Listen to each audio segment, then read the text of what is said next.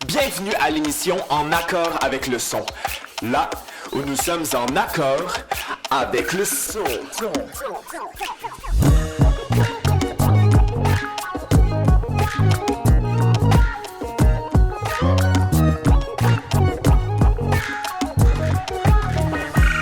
Le parcours de l'artiste que je reçois aujourd'hui est assez singulier. Faisant ses débuts dans le mythique groupe de rap Dead Obies, son évolution artistique a profondément mûri avec le temps et cette année, il nous est revenu avec l'album Hybride qui met davantage l'accent sur l'introspection au détriment du regard des autres. Comme une bouteille de vin vieillissant en cave, la saveur qu'il nous offre est, avec le temps, changeante, complexe et plus que jamais intéressante. Je suis très heureux de le recevoir, mesdames et messieurs, veuillez accueillir Joe Rocca. Hey! Comment ça va? Ça va bien, toi? Je voulais commencer... Oui, ça va très bien, excuse-moi. Je voulais commencer l'épisode avec une anecdote qui remonte, je pense, à 2014-2015. OK. Moi, je viens de Sherbrooke, puis en 2014-2015, vous veniez de faire paraître l'album avec Dead Obies, Montréal-Sud, qui était, je pense... Quand je faisais les recherches, ça disait que c'est comme votre premier album, mais tu sais, il y avait comme les collations avant. Fait... Ouais, qu'on considérait nous autres plus comme des mixtapes, là, mettons. C'est quoi la différence entre une mixtape puis... C'est que t'es pas sur un contrat de disque. OK, c'est vraiment juste ça. Non, ben... Parce que c'est des gros projets c'est quand même. comme des mixtapes, c'est que c'est moins, on va dire... Ouais, officiel, là, c'est pas sous contrat en label, puis okay. Tu sais, des fois, il y avait des instrus qui étaient pas à nous, des shit comme ça. Les collations, les instrus étaient toutes à nous, je pense, ouais. OK. Ouais. Mais, tu sais, premier gros projet comme sous label à ce moment-là, ouais. Montréal-Sud. Ouais. Puis, à cette époque-là, tu sais, moi, je devais avoir 15 ans, tu sais, un truc comme ça. J'écoutais Dead Obies depuis, justement, les collations, gros fan. Vous faisiez un show au Boc et Bière qui se trouvait être un bar. Yes. Et comme on le sait tous, les mineurs ne sont pas acceptés dans les bars. Mais nous, on est mineurs, on est cons, on le sait pas. J'avais avec un groupe d'amis, puis là, on est comme, hey, on s'en va voir Dead Obies dans le show, ça va-tu être assez nice? On rentre au Boc. Ils nous cartent, ils nous laissent pas rentrer parce que clairement on a 15 ans puis genre tu sais allez-vous-en. Fait que là on ressort du bar bredouille, on est assez comme mais tu sais qu'est-ce qu'on fait? Tu sais on a acheté les billets, on a envie de rentrer, il y a pas de fenêtre dans ce bar là, on peut pas break in, il y a pas de back door, on peut pas rentrer par là. On est comme qu'est-ce qu'on fait? Puis là on est sur le trottoir, bredouille comme des chiens de rue. Puis là, on vous voit sortir de CFLX, qui se trouve être genre la radio communautaire du centre-ville de Sherbrooke, genre. Okay. Là, vous sortez de la radio, puis je sais pas ce que vous faites. Vous chillez sur le trottoir avant de juste traverser la rue pour aller au Buck, pour aller faire votre spectacle. Puis là, on vous voit, on est comme, oh, on a une opportunité. On s'en vient vous voir, on vient vous jaser un peu. Puis là, tu sais, au cours de la discussion, on fait juste mention de comme « Ah, ils nous ont pas laissé rentrer, c'est-tu assez triste? » Fait que là, vous nous prenez, genre, sous votre aile, vous dirigez vers le bas, en queue leu avec, genre, les petits gars de 15 ans in between vous, genre. Là, vous réussissez à nous faire rentrer. Vous allez vers le green room. Mais tu sais, à ce moment-là, vous étiez commandité par Chic Choc. Ouais. Puis il y avait un stand Chic Choc. Fait que vous alliez dans le green room. Puis là, tu sais, vous nous aviez fait rentrer. Fait que vous nous avez parké devant l'affaire de Chic Choc. On s'est tapé des shots. Je pense que c'était comme on the house, genre je pense que c'était gratuit ou quelque chose comme ça. Ça a fait en sorte que j'ai passé une soirée absolument mémorable. Je pense que c'est la première fois que je mettais les pieds dans un bar, dans un show nice. de Dead Obies, pacté sur le Chic Choc. Incroyable expérience. Malade. Je sais pas si c'est légal. C'est peut-être arrivé, peut-être pas aussi. C'est peut-être pas arrivé. C'est peut-être dans ma mémoire. Il y a une défaillance quelque part. Mais bref, dans mes souvenirs, c'était une excellente anecdote. Nice. Puis, quand je repensais à cette anecdote-là, je me disais, tu sais, à cette époque-là, moi, j'étais super jeune, tu sais, 15 ans, machin comme ça. Mais tu sais, vous aviez, tu sais, début vingtaine. À cet âge-là, pour moi, tu sais, c'est comme, tu sais, c'est des adultes et tout. Mais non, tu sais, à cet âge-là, tu restes quand même assez jeune. Ouais. Je me demandais, c'était comment vivre le succès de Dead Obies à un âge aussi relativement jeune. C'est toute une expérience, man. C'est tumultueux, mais en général, c'est fucking nice, là. Tu sais, c'est bon pour son ego, pis tout. J'imagine. Puis, c'est ça. Je pense qu'il faut que ça vienne avec une certaine réflexion sur le présent ou par après. C'est ce que moi, j'essaie de faire un petit peu parce que tout t'es pas dû non plus parce que t'as un certain succès. Puis aussi, à cet âge-là, des fois... Tu réalises pas que c'est comme des up and down aussi dans ce milieu-là, puis que ça reste pas tout pareil, ça reste pas toujours la même, puis c'est pas une pente qui est continuellement vers le haut nécessairement. Ouais, Le succès, c'est des waves.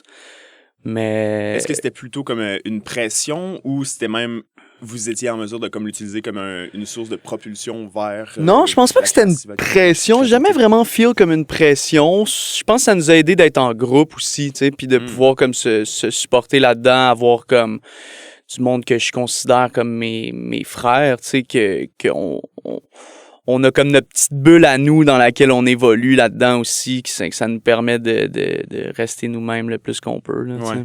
Puis de vous influencer pour justement développer aussi votre personnalité artistique individuelle. Ouais, exact. Puis se pousser à se dépasser. Là, je pense que un des dangers d'un succès jeune aussi comme ça, c'est d'un peu s'asseoir sur ses lauriers, s'asseoir 100%. Un peu sur un succès comme ça. Fait que ça, c'est important de se remettre en question puis de se pousser à repousser nos limites. Là, Puis, comme je disais un peu dans l'introduction, j'ai l'impression, surtout avec l'apparition du dernier album Hybride que tu viens de faire paraître en projet solo 2024, que ta personnalité artistique a vraiment beaucoup évolué. Ouais. Comme entre... Dead Obies, ça fait pratiquement 15 ans, tu sais. Ouais, un petit peu plus que 10 ans. Ouais. Mais tu faisais aussi comme il y a les Word Up aussi avant les battles de rap, ces affaires-là. Fait que, comment tu l'as vécu, le changement de personnalité artistique? C'est-tu un désir ou c'est venu relativement naturellement? C'est un mélange des deux. Je pense que c'est des réflexions. Comme un moment donné, j'avais besoin de faire ça. Je pense que je m'inspire d'artistes qui savent comme évoluer puis accepter de changer au long de leur carrière.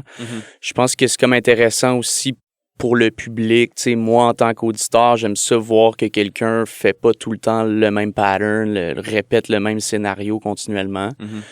Puis c'est aussi une façon d'enligner mon persona public à ma vraie vie, à ce que je suis dans la vie, qui quelqu'un qui mature un peu, I guess, qui vieillit, puis tu sais, que d'autres désirs de projeter d'autres affaires, puis d'inspirer les gens d'une autre façon, des fois.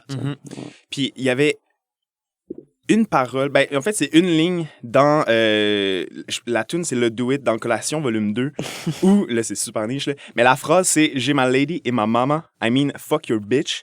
Puis ça a été comme une phrase que je trouve qui est un peu représentative de, un peu comme un genre de masque, comme si tu avais un masque de comme, tu sais, « J'ai ma lady et ma mama », dans le sens, genre, tu sais, ta famille pour toi c'est important, puis là si tu réalises genre oh non, il faut que je dise l'autre affaire pour avoir l'air d'un thug ou quelque chose comme ça. Sentais-tu que t'avais comme tu devais adopter une personnalité qui était peut-être pas la tienne quand t'étais dans Dead Obies ou plus jeune?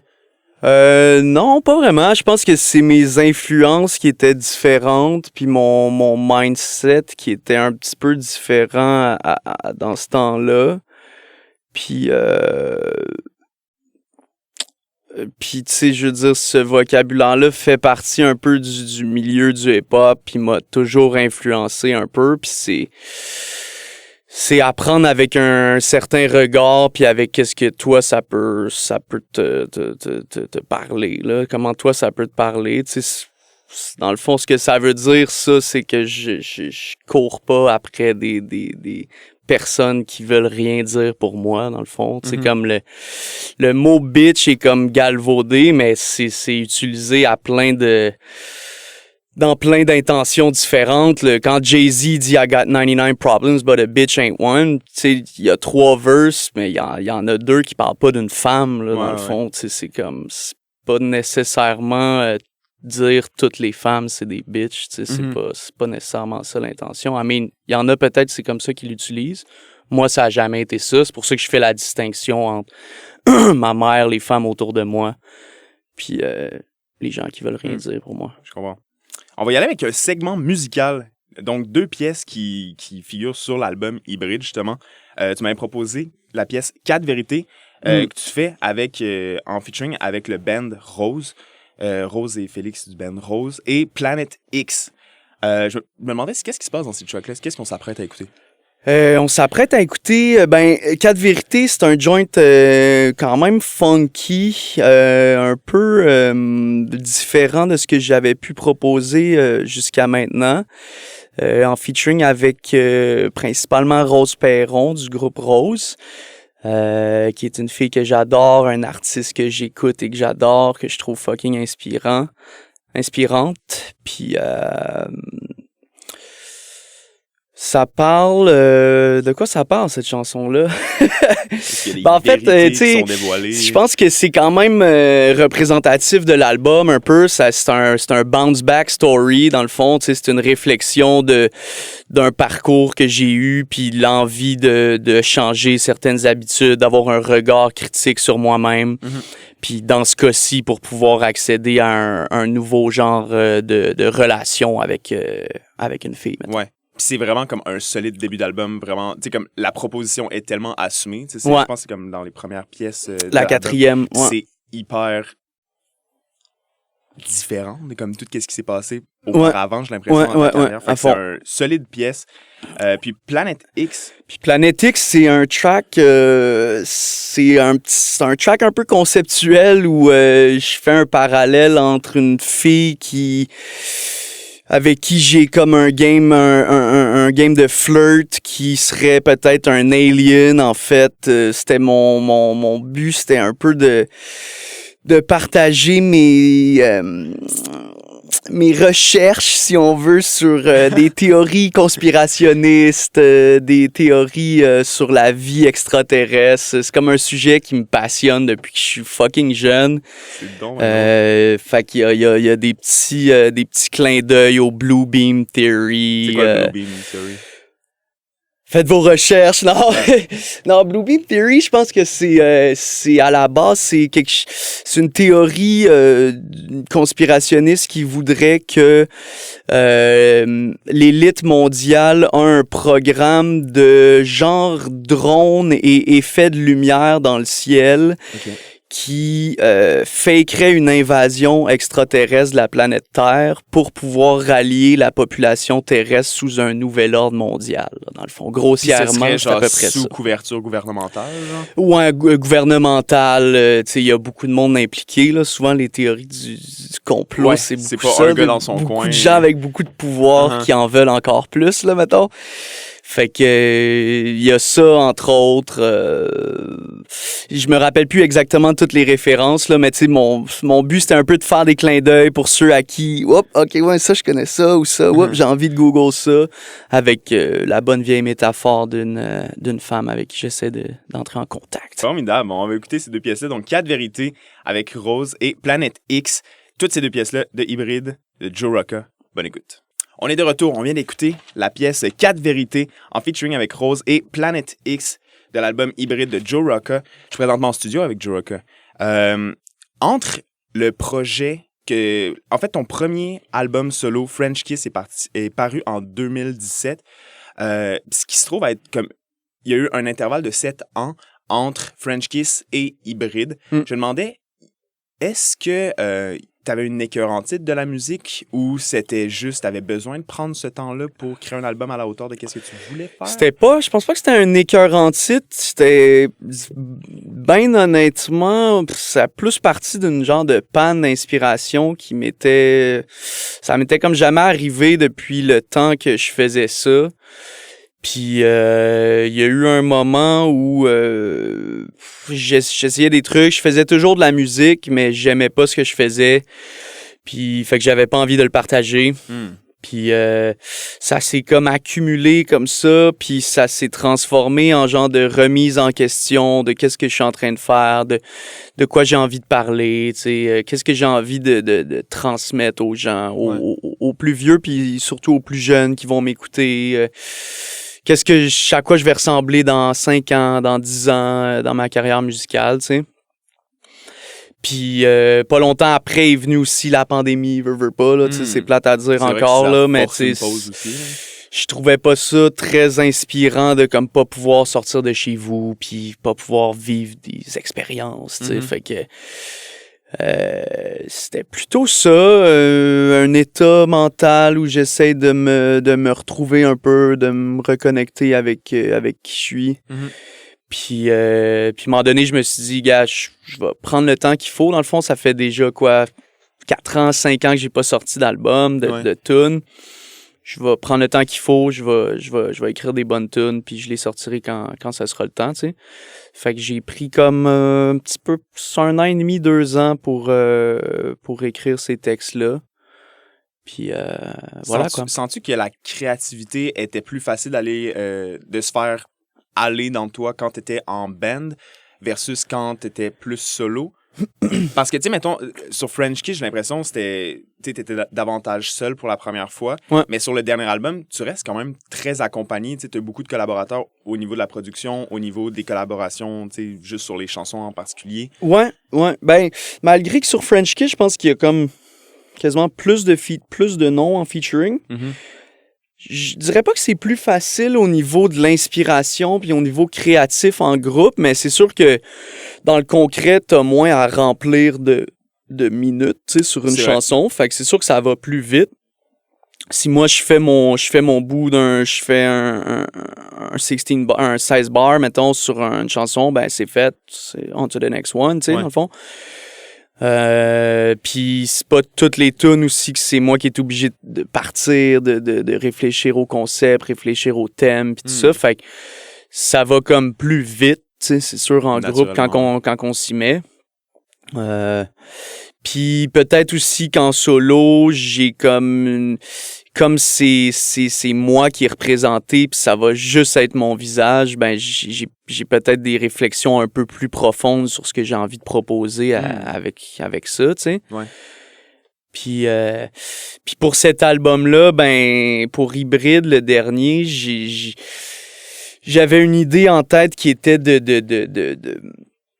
mettre comme mes compétences musicales au service d'un propos, tu sais, il y avait des choses que j'avais envie de dire, il y avait comme des messages que j'avais envie de proposer là-dedans, que il y a un travail là-dedans, tu sais, qui est comme plus compliqué que juste un genre de freestyle ou juste pas un vomi, là, mais comme une écriture plus automatique. Ouais. C'est moins ça pour cet album-là. C'est comme des textes que j'ai accumulés, que j'ai essayé sur plein de musique, tout ça. Fait que c'est comme un peu plus long comme démarche, mais... Ouais, j'imagine. Ouais. Puis t'es-tu fier du résultat, justement? Ouais, je suis bien fier du résultat. Cool. Puis, tu sais, comme on a pu l'entendre, cet album-là est davantage... Tu sais, c'est fou comme j'ai l'impression les influences et les styles musicaux vont vraiment dans tous les... Tu sais, comme hybride, tu sais, le nom l'indique. Là, ça va vraiment un peu dans toutes les directions avec comme...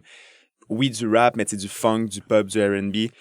Est-ce que tu avais ce désir-là d'aller vers cette direction-là ou ça a été comme un peu un hasard?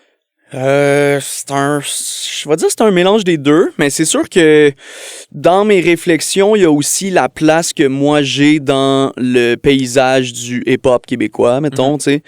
Puis je pense que ce que j'ai à proposer de mieux, c'est une version un peu alternative du rap conventionnel qu'on peut entendre dans le mainstream, tu sais. Ouais. Fait que c'est là-dessus que j'ai enligné mes flûtes avec cet album-là, tu sais. D'assumer aussi qu'il y a des tracks où je rappe un peu moins comme dans les standards du rap. T'sais. C'est sûr que l'écriture, elle reste toujours rap, c'est ça que je fais de mieux.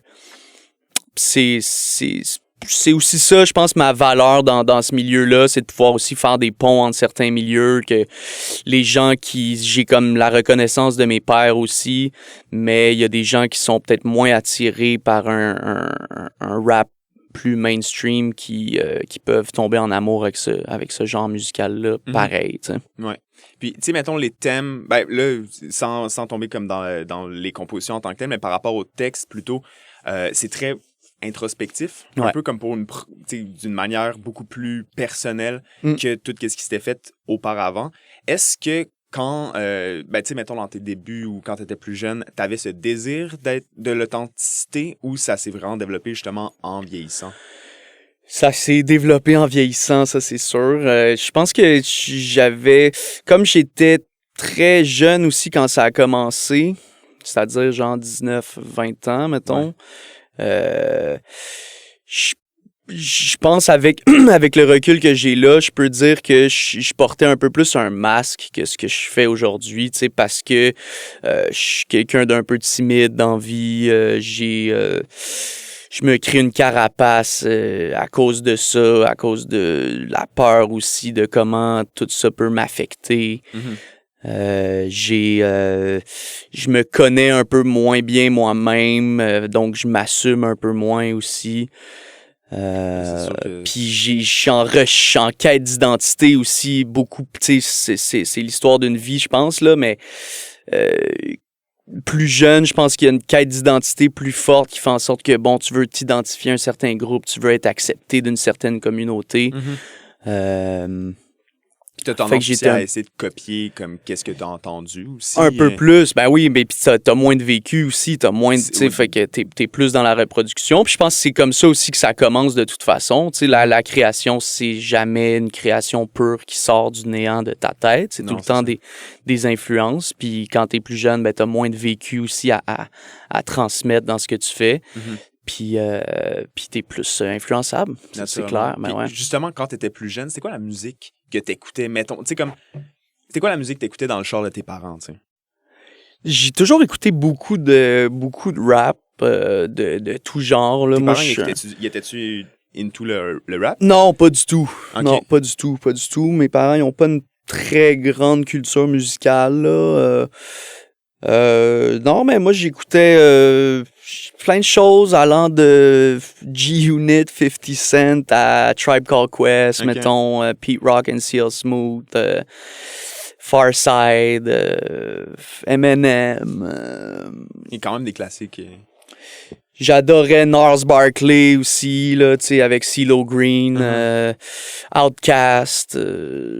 Vraiment, je suis comme un fan comme de rap en général. J'ai pas beaucoup de blocage avec le rap. Là, ouais. Puis, justement, tu m'avais proposé 2 pièces qui t'ont inspiré ou tout simplement t'avais envie de jaser. Il y avait la pièce Club Story de Malco et Adios Tornadoes Effect de Varnish La Piscine. J'aimerais ça que tu me parles un peu de ces tunes-là et ces artistes-là.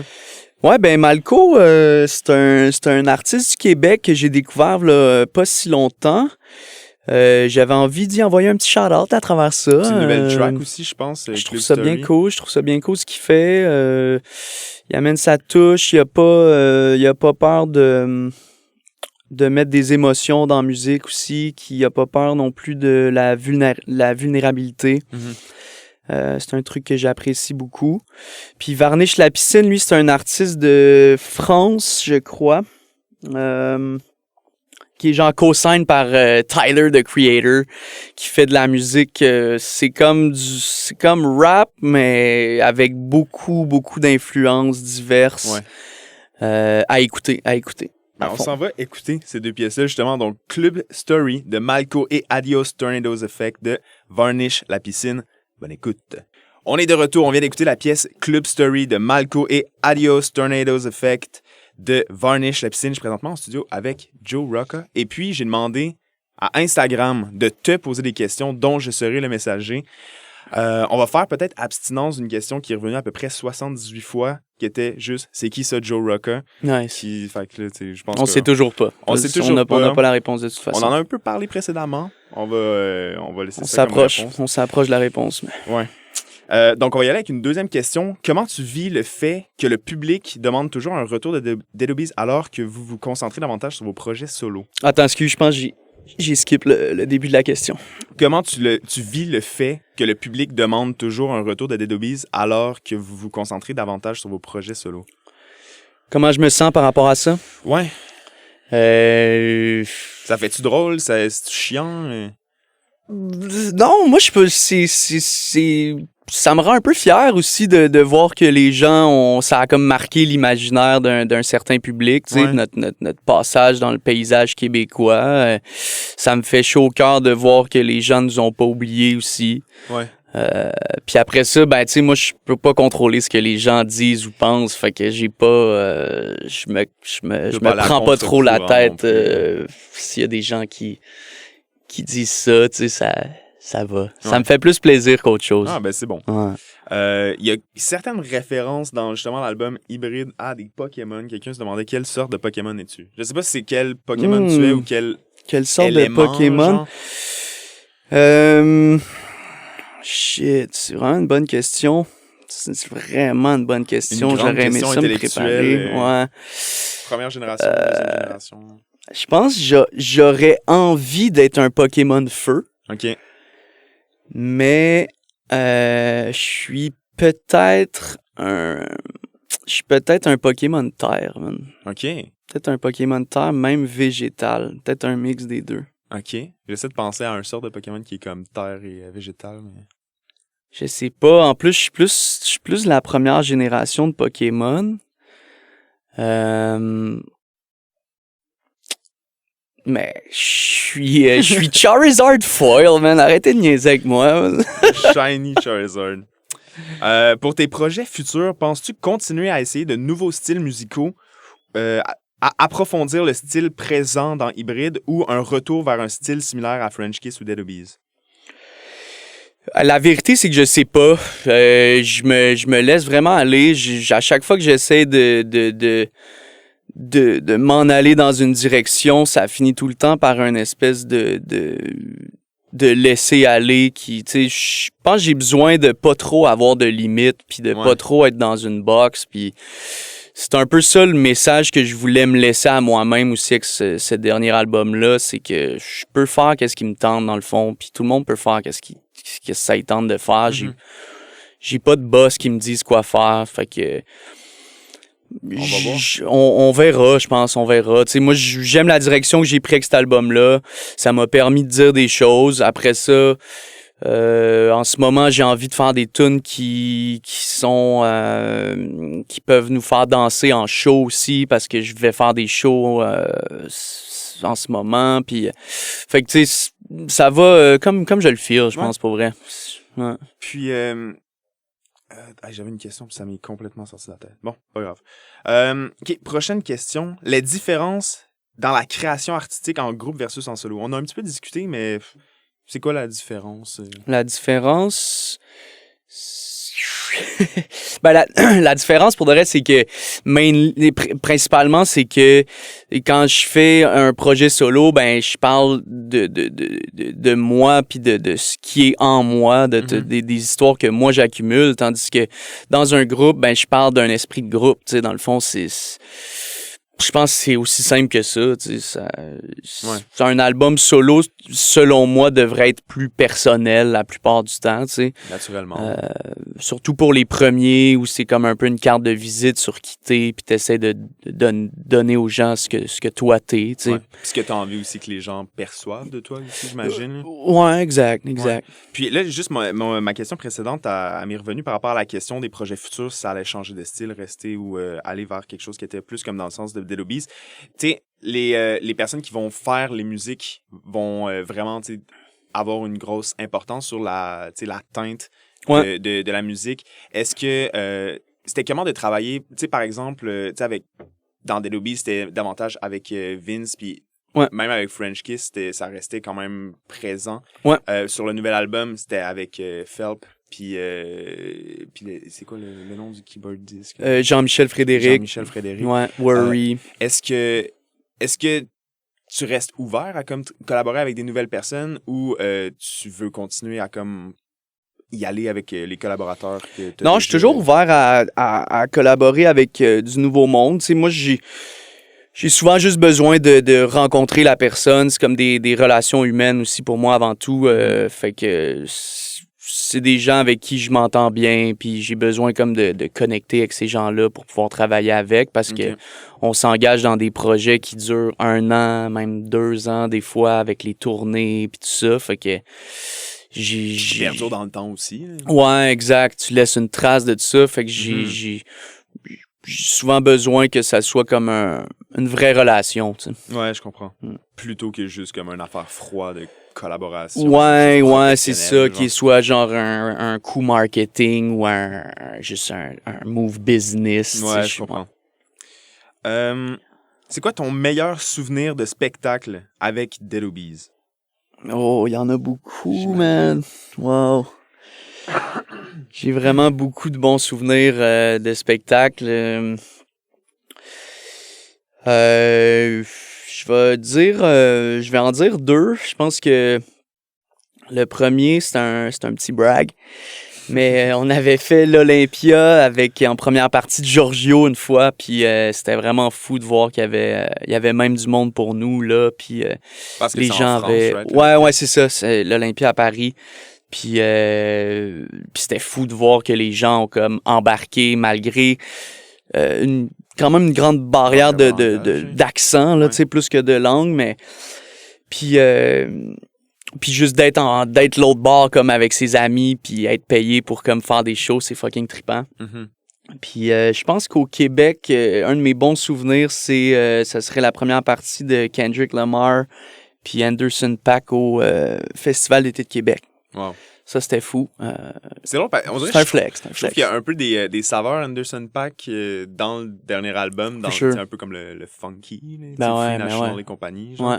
Fait que c'est cool. Ouais, je l'adore. Comment t'as trouvé ton expérience au Gong Show? Ah, c'est nice, man. C'était un bon side quest. Ouais. C'était un bon C'est side quand même quest. drôle, tu sais, je veux dire, tu fais pas d'humour, genre, tu sais, c'est comment tu fais pour réussir à comme donner des commentaires à des Ben, humoristes, genre? Ben, moi, je juste suis un mettre grand en fan contexte, du... Ouais, le Gong Show, c'est un show sur YouTube en fait, c'est des open mic d'humoristes, puis si c'est pas bon, ils se font gagner par des juges, puis si c'est bon, ben... Exact. C'est ça, des gens d'open mic où Ouais. les open micers sont ouverts à se faire roaster aussi. Non, mais moi, je suis quand même un bon fan d'humour, comme beaucoup de monde au Québec, I guess. Ouais. Puis j'ai toujours fait le parallèle un peu entre le... Tu sais, moi, je viens du battle rap aussi, puis je pense qu'il y a un bon parallèle à faire entre le rap ou même le battle rap puis l'humour, parce que si ce n'est que, tu sais, le punchline, c'est Ouais. comme un truc qui est Le important punch, dans les deux. l'autodérision aussi. Exact. Puis il y a comme un côté genre psychologique là-dedans où tu veux essayer de deviner ce que les gens veulent entendre pour avoir comme une réaction. Tu sais, c'est comme le rap, c'est quand même un écriture de punchline, c'est plus que d'autres styles de musique. Définitivement. Puis ouais, c'est ça a commencé, en fait, je voulais acheter de la pub sur leur podcast, puis Ils t'ont invité à la place. exact. Je me suis ramassé comme juge. C'est comme Ouais. une pub, là. Ouais. C'était drôle, c'était bon. Ouais. On va retourner avec un segment musical, encore avec 2 pièces de l'album Hybride. Donc, on va commencer avec la pièce Qui d'autre et Amour et Contradiction feat. Malia Laura.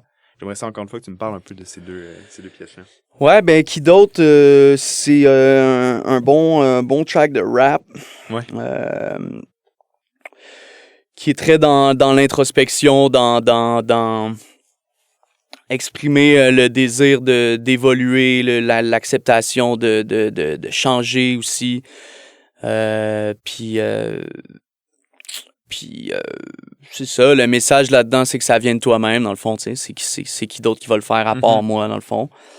Amour et Je pense que ça part de soi-même. Puis Amour et Contradiction, qui est plus dans le spectre du R&B, avec Malia Laura qui chante en anglais d'habitude, qui a accepté de faire quelque chose en français pour ce morceau-là.